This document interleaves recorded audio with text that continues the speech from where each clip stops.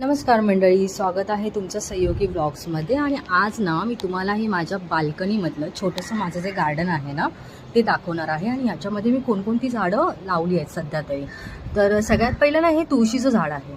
पण तुळशीचं झाड ना खूप छान होतं, हिरवगार होतं. पण आता सध्या ना ते सुकतच चाललं आहे बघा, सुकलं आहे पूर्ण ते. आणि ह्याच्यामध्ये ना मला समजत नाही आहे की काय इश्यू झाला आहे त्या, म्हणजे परत त्याला मी हिरवगार कसं काय करू. तर तुमच्याकडे काय उपाय असेल ना तर प्लीज मला नक्की सांगा की कशा रीतीने हे झाड परत एकदा हिरवगार होईल. त्यानंतर इथे आहे हे छोटंसं एक गुलाबाचं झाड आहे. त्यानंतर इथे ना माझं हे आहे म्हणजे लक्ष्मी वेल आहे, मनी प्लांट आहे. पण हे पण सुकत चाललं आहे. पण मला तर काहीच आयडिया नाही आहे की एवढं मोठं छान झाड झालेलं होतं हे, एवढी छान वेल झालेली, फुललेली, खूप हिरवीगार झालेली, आणि अचानक हिला काय झालं की पूर्ण ती सुकत चालली आहे.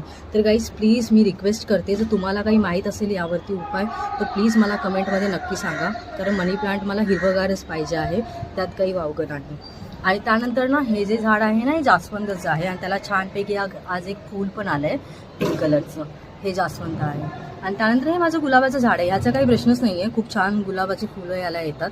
त्यानंतर हे आहे मोगराचं झाड. याला तर पहिल्यांदा घेतलं होतं तेव्हा फुलं आली होती, त्यानंतर काही फुलं आलीच नाही आहेत. त्यानंतर हे जे झाड आहे ना हे पण एक जास्वंदाचंच झाड आहे.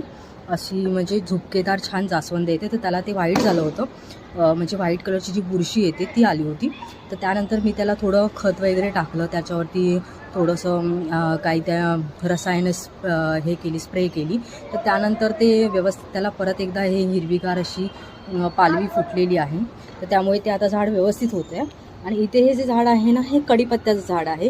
हे पण सुकत चाललेलं, पण त्याला मी व्यवस्थित इथे उन्हामध्ये ठेवलं ना तर तेव्हापासून ते व्यवस्थित आता छानपैकी वाढत चाललं आहे. आणि हे आहे ना हे शेवंतीचं झाड आहे. पण हे जेव्हापासून मी घेतलं आहे ना तेव्हापासून ॲज इट इज आहे, त्याच्यावरती एक फूल आलेलं नाही आहे किंवा त्याला एक पालवी आलेली नाही आहे.